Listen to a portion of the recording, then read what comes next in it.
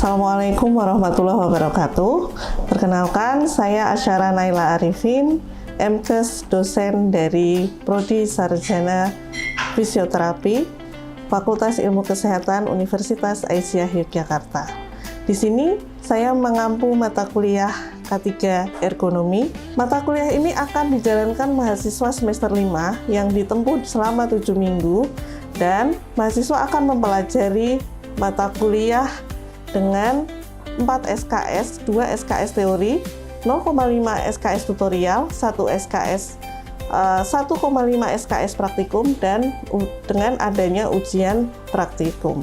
Pemahaman yang mendalam pada modul ini akan memunculkan motivasi dan upaya pembelajaran mahasiswa untuk mengenal dalam bidang industri, kesehatan dan keselamatan kerja, terutama bidang ergonomi fisioterapi, yang tentunya konsep-konsep fisioterapi secara mendalam untuk bidang kesehatan kerja, serta ilmu-ilmu dasar.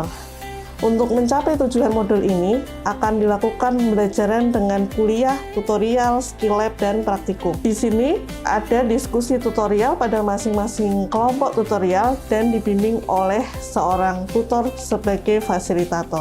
Capaian pembelajaran pada mata kuliah ini ada 2, yaitu CPL 6, yang dimana mampu menjelaskan konsep teoritis pada bidang pengetahuan, keterampilan, pada tindakan fisioterapi promotif, preventif, kuratif, dan rehabilitatif secara sistematis dan komprehensif dalam menangani gangguan gerak dan fungsi sesuai dengan standar pelayanan fisioterapis, baik yang dilakukan fasilitas pelayanan kesehatan dan atau komunitas.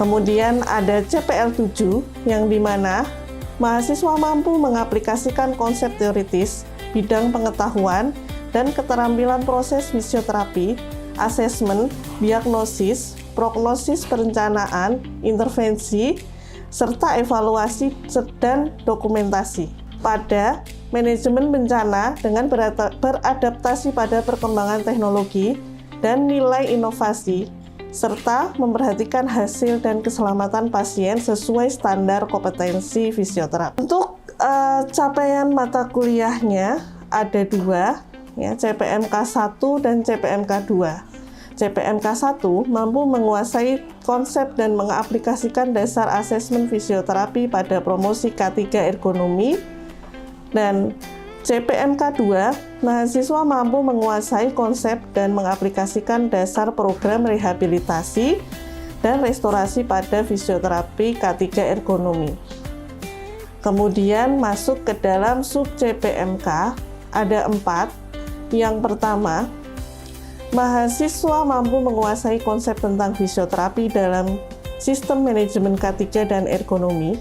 Kemudian sub CPMK 2, mahasiswa mampu menguasai konsep dasar teoritis dan mengaplikasikan pencegahan kecelakaan kerja, penyakit akibat kerja, dan program rehabilitasi kerja. Sub CPMK 3 mampu menguasai konsep teoritis dan mengaplikasikan asesmen kapasitas fungsional pekerja. Selanjutnya, sub CPMK 4, mahasiswa mampu menguasai konsep teoritis dan mengaplikasikan analisis hazard program promosi kesehatan kerja. Korelasi CPMK dengan sub CPMK pada mata kuliah ini, CPMK 1 dan CPMK 2 berkorelasi dengan sub CPMK 1, sub CPMK 2, sub CPMK 3, dan sub CPMK 4. Kemudian, metode penilaian dan keselarasan dengan CPMK mata kuliah ini, yang pertama, metode penilaiannya ada team-based project atau case-based learning pada CPMK yang pertama dan CPMK yang kedua. Kemudian praktikum masuk ke dalam CPMK 1 dan 2, project atau tugas masuk ke dalam CPMK 2, serta yang terakhir ada ujian akhir atau blok masuk ke dalam CPMK 1 dan CPMK 2. Basis evaluasi dan komponen evaluasi pada mata kuliah ini, ya, ada 3 basis evaluasi dan komponen evaluasi pada mata kuliah ini. Yang pertama adalah aktivitas partisipatif. Komponen evaluasinya ada tutorial 20% dengan praktikum 30% dan memiliki bobot 50%. Kemudian hasil proyek dan tugas akhir memiliki komponen evaluasi analisis, pembuatan video promosi, keselamatan, dan ergonomi kerja. Kemudian bobotnya ada 20%. Dan yang terakhir, penilaian atau basis evaluasi secara kognitif memiliki komponen evaluasi di ujian akhir blok kurang lebih 30%. Keseluruhan total bobot dari evaluasi ada 100%. Kemudian bahan kajian dari mata kuliah ini ada 24 dengan aspek-aspek bahan kajian yang disesuaikan dengan mata kuliah fisioterapi K3 ergonomi. Di antaranya ada pengantar K3 ergonomi, sosiologi, antropologi dalam kesehatan kerja, sistem manajemen K3, filosofi dasar pencegahan K3, hubungan fisioterapi dengan ergonomi, faal kerja, asesmen, manual material handling, biomekanika, penyakit akibat kerja, serta perhitungan beban kerja, analisis pada work musculoskeletal disorder, occupational health promotion, screening of physiotherapy dan promotional program, workload analysis, analisa work fatigue, workplace dan patient lead assessment, functional capacity evaluation, functional restorasi program, occupational physiotherapy on-site dan off-site, ergonomic risk assessment, dan analisis lingkungan kerja. Daftar sumber belajar dan referensi, selain dari buku-buku berbasis fisioterapi K3 ergonomi, juga diambil dari data penelitian dosen di fisioterapi Unisa Yogyakarta. Di antaranya ada penelitian dari Faidullah HZ 2021 tentang The Association Between Mental Fatigue and Physical Activity Level Among Students. Kemudian ada dari Indriani dan Fatmawati V, The Effect of Old Wood Carving of Carpal Tunnel Syndrome in Wood Batik Carving. Begitu juga dari Sulistianingsih tentang pengabdian masyarakat, praktik kolaborasi interprofesional kesehatan untuk meningkatkan status kesehatan kerja di pekerja migran Indonesia di Taiwan. Demikian RPS Fisioterapi K3 Ergonomi kami sampaikan. Kita langsung menuju ke kelas dengan mahasiswa semester 5 dengan topik Work Musculoskeletal Disorder.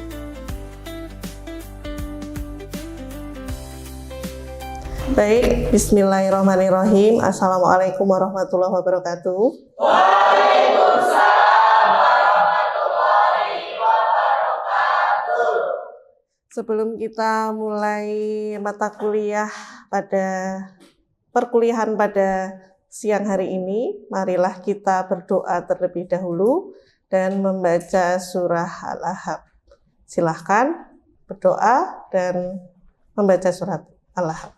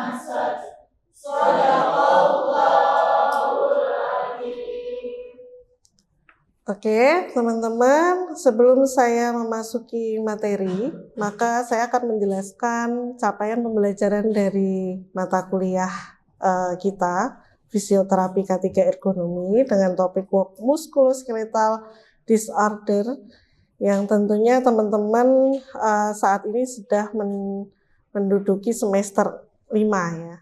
Dengan pencapaian mata kuliah di Fisioterapi K3 Ergonomi adalah nanti teman-teman dapat mengaplikasikan ilmu-ilmu yang dengan kaidah fisioterapi K3 Ergonomi. Ya tentu saja evidence based practice-nya adalah dari penelitian dan pengabdian dosen dengan basis fisioterapi K3 Ergonomi. Ya, tentu saja di sini nantinya teman-teman tidak akan hanya menjadi praktisi ya, yang sudah saya pernah sampaikan sebelumnya. Nanti juga ada lulusan-lulusan dari fisioterapi Unisa yang tentu saja bergerak di bidang industri, ya, apalagi di spesifikasi di occupational health physiotherapy. Nah, di sini nanti teman-teman work musculoskeletal disorder adalah menjadi bagian dari occupational health therapy dalam fisioterapi. Oke, baik, saya langsung saja menjelaskan ya. Sebenarnya dari mana sih kita akan belajar work musculoskeletal disorder ini? Ya, dari apa sih yang menjadi simptomnya orang-orang pekerja? Di gambar ini adalah pegawai perkantoran ya, biasanya perbankan, pegawai perbankan yang mengalami hal-hal ini. Ya, ada apa aja? Yang pertama itu ada CTS. Apa itu CTS, teman-teman? Oke, kalau neck pain? Leher. Neck pain ini kalau terus-menerus berlangsung lama dan menyebabkan kesemutan, kalau di kita namanya apa? Cervical root syndrome. Nah, apa sih penyebabnya? Itu gerakan yang terpaksa, tiba-tiba, yang berulang terus-menerus, posisi yang canggung, getaran, suhu dan dingin, terus-menerus dalam jangka waktu yang lama, itu akan menyebabkan resiko-resiko tersebut. Ya, teman-teman. Ya, di sini muskuloskeletal kaitannya ya dengan otot, tendon, dan saraf. Tentu saja. Dan dikoneksikan dengan risiko pekerjaan. Ya, kalau kita kan sebagai fisioterapi kan pasien datang, tentunya dia hanya menyebutkan keluhan utama, tidak menyebutkan pekerjaannya apa. Nah, nantinya kita akan sampai ke arah sana supaya mengetahui pekerjaan utamanya apa? Oh, apakah ada faktor berulang, postur yang canggung, apakah dia pengendara pelaju? Itu juga termasuk salah satu faktor risiko utama. Nah, area triggernya biasanya di mana aja nih? Di sini, leher, siku, kemudian bahu, dan lumbal. Ya, teman-teman, yang sering terjadi sama lutut biasanya. Di sini ada postur yang diakibatkan lama salah posisi duduk ya, yang salah mengakibatkan abnormalitas dari spine. Ya. Kalau kita sebagai mahasiswa itu kira-kira postur yang benar seperti apa? Coba duduk yang tegak. Kakinya harus jigang gini? Enggak ya? Ya, jadi kakinya harus tegak, terus back-nya ya lurus. Shoulder-nya gimana? Tegak juga? Terus kepalanya? Harus lurus ke depan. Tapi apakah seperti ini terus? Nah, di sini bisa menjadi analisis teman-teman yang dimana apakah tempat duduk ini sudah sesuai dengan ergonomi kerja pada mahasiswa. Selanjutnya, nah ini benar apa salah? Kalau Kalau kalian analisis, yang bekerja keras yang mana? Otot yang mana? Leher bagian apa? Yang upper apa yang belakang? Dia terlalu memanjang, sedangkan yang depan terlalu memendek. Ya, terlihat di sini. Yang benar seperti apa harusnya? Iya. Jadi ini ditegakkan ya. Namanya posisi cintak. Ya. Cintak bukan cinta ya, tapi cintak. Jadi nggak boleh nih forward gini. Harus backward yang harus tepat gitu posisinya. Ini posisi yang nanggung saat bekerja. Biasanya yang sering menggunakan komputer siapa? Pekerja kantoran. Akuntansi. Harusnya seperti apa untuk pekerja kantoran ini menggunakan keyboard atau laptop? Harus ada penyangga ya. Nggak boleh hanya dari jarinya aja yang bekerja, tapi seluruh dari telapaknya ya ditumpukan. Karena berakibat apa kalau keseringan? Ya. Terus kemudian ini yang sering menggunakan ini siapa? Emang harusnya menggunakan ini yang benar gimana? Tang. Nah, bukan hanya jari-jarinya, tapi menggunakan hipo. Iya, diremas ya seseluruhannya, nggak boleh hanya ujung-ujung jarinya. Berakibat apa? Kalau keseringan terus-menerus, klik, klik, klik, klik, klik. Apa namanya? Trigger finger. Iya, ini juga ya ini. Tadi sama. Nah, sekarang berikutnya adalah ini. Coba salah satu bisa maju. Kamu ya maju yuk.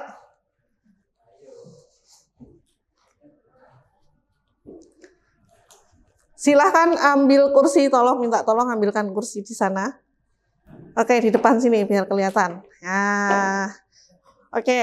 Bagaimana cara mengangkat kursi ini dengan benar? Oke. Ini apakah sudah benar? Coba taruh lagi. Oke. Angkat dengan langsung diangkat. Nah, kalau kayak gini? Salah. Berarti yang benar seperti apa? Oke, stop. Tumpukan lututnya. Ya, tumpuannya adalah dengan berat badan. Jadi tidak boleh menggunakan langsung dengan punggung. Karena berakibat apa? Iya. Oke, terima kasih ya Mbak. Tepuk tangan dong. Nah, ini biasanya digunakan untuk siapa?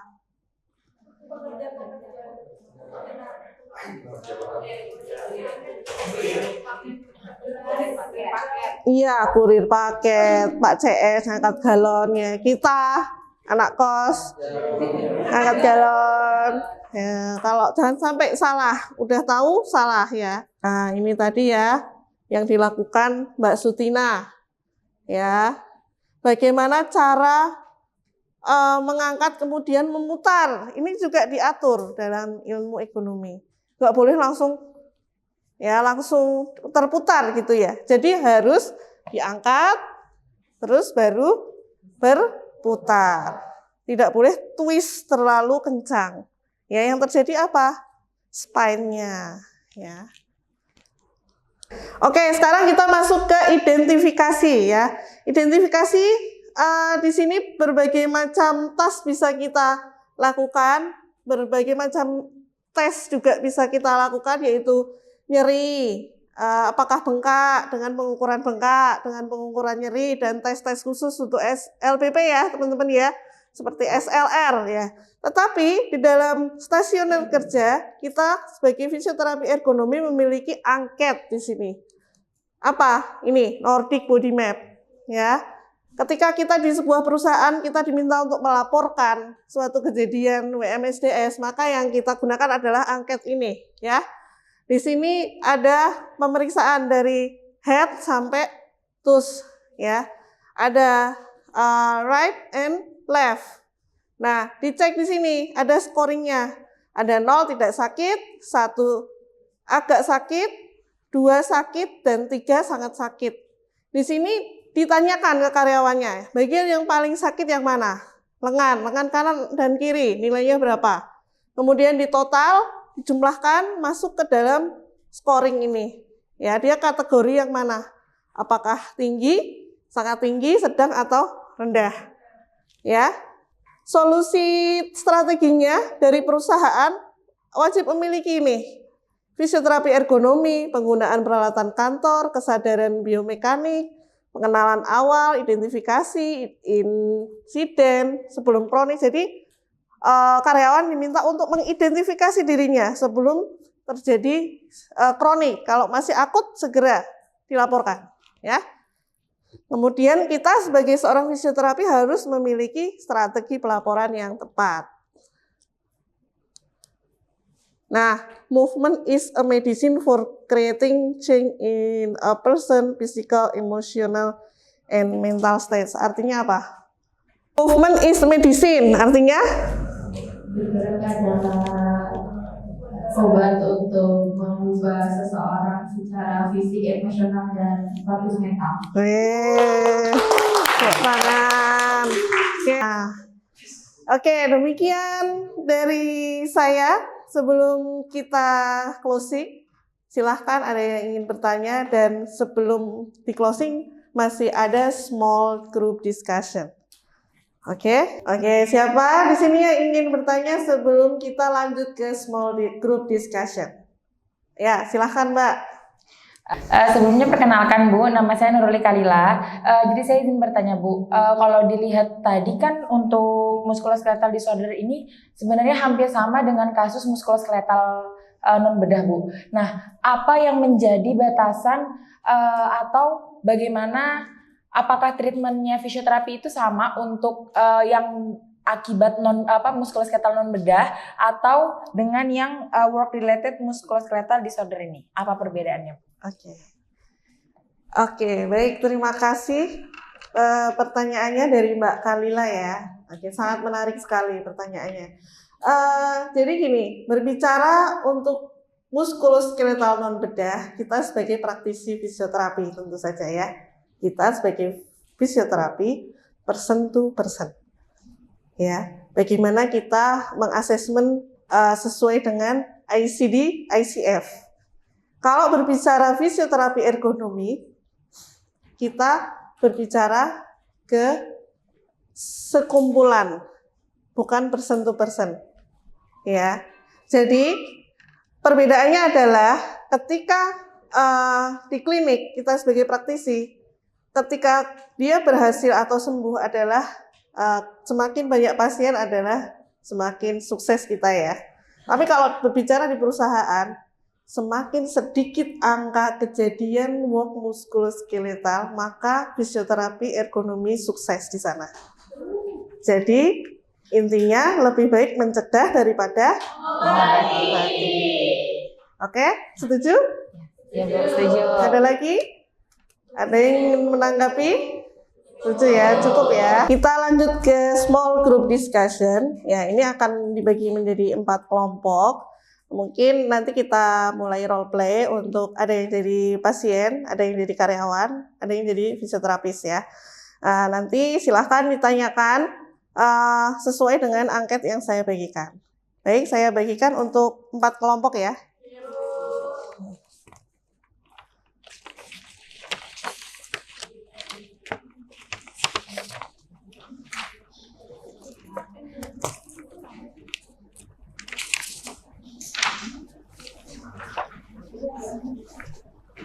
Baik, silahkan dibaca. Di sini ada nama, usia, masa kerja, dan masing-masing bagian ya. Ada gambar manusia dibagi menjadi kanan dan kiri. Dan silahkan ada kategori penilaiannya ya. Apakah sakit dan tidak sakit. Area kanan dan kirinya silahkan diisikan. Nanti kita berlatih untuk bagaimana cara mengisinya.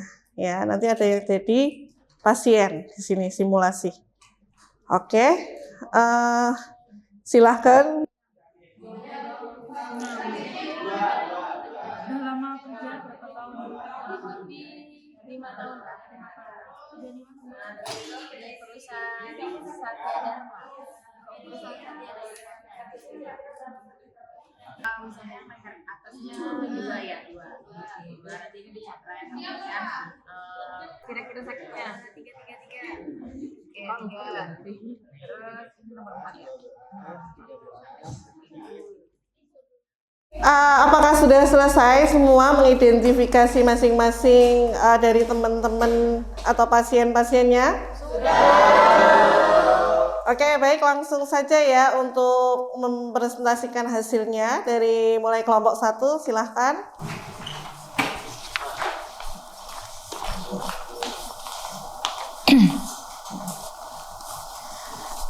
Jadi di sini Bu, pasiennya itu atas nama Balgis, terus untuk usianya itu 21 tahun dan untuk masa kerjanya itu selama 3 tahun. Nah, di sini dia itu mengeluhkan untuk yang bagian kanannya itu ada tengkuknya yang merasa nyeri, itu dari 0 sampai 3 itu skalanya 3, terus bahu kanannya itu 1, terus punggungnya itu 2, dan yang pinggang itu 1. Nah, untuk bagian kiri, untuk leher atas itu dia merasa nyeri dari 0 sampai 3 itu 2. Lalu untuk bahu kirinya itu tidak merasa nyeri. Terus lengan atas kirinya itu 3. Dan pergelangan kaki kirinya itu skornya 1. Nah, dari hasil kanan dan kiri ini, untuk yang total skor kanan itu didapatkan 7. Dan untuk total skor kirinya itu 6. Nah, lalu kami jumlahkan mendapat skor 13. Nah, untuk kategori atau tingkat resiko ini dia masuk ke 0 sampai 20 Bu, dengan kategori rendah. Jadi untuk tindakan fisioterapinya belum perlu dilakukan perbaikan. Oke. Jadi dilakukan edukasi. Iya, edukasi ringan untuk mencegah agar tidak menjadi nyeri yang berkelanjutan. Oke, seperti apa tadi exercise, stretching ya untuk melakukan perbaikan. Baik, selain itu nanti juga harus dilihat dari data pekerjaan yang mana ya, aktivitas yang mana yang membuat men-trigger nyeri itu muncul gitu ya. Jadi nanti masuk ke tindakan untuk restorasi program. Oke, terima kasih untuk kelompok 1, tepuk tangan. Baik, dari selesainya small group discussion dan closing dari kelompok 4, maka berakhir sudah untuk kuliah pada siang hari ini. Terima kasih teman-teman yang sudah hadir dan ikut serta. Semoga mata kuliah ini menjadi bekal nanti di kelak pada saat di masa depan dan bermanfaat untuk kita semua. Amin. Kita cukupkan. Ya, kita tutup dengan membaca hamdalah bersama-sama dan jangan lupa doa penutup majelis. Alhamdulillah. Subhanallah. Asyhadu alla ilaha illa anta astaghfiruka wa atubu ilaik. Assalamualaikum warahmatullahi wabarakatuh. Waalaikumsalam. Terima kasih atas kesempatan yang diberikan untuk menyampaikan video pembelajaran PDD UKT PT bidang pengajaran Serdo Smart 2025 mata kuliah fisioterapi K3 Ergonomi. Saya Asyara Naila Arifin dari Program Studi Fisioterapi Universitas Aisyah Yogyakarta. Sekian dan terima kasih.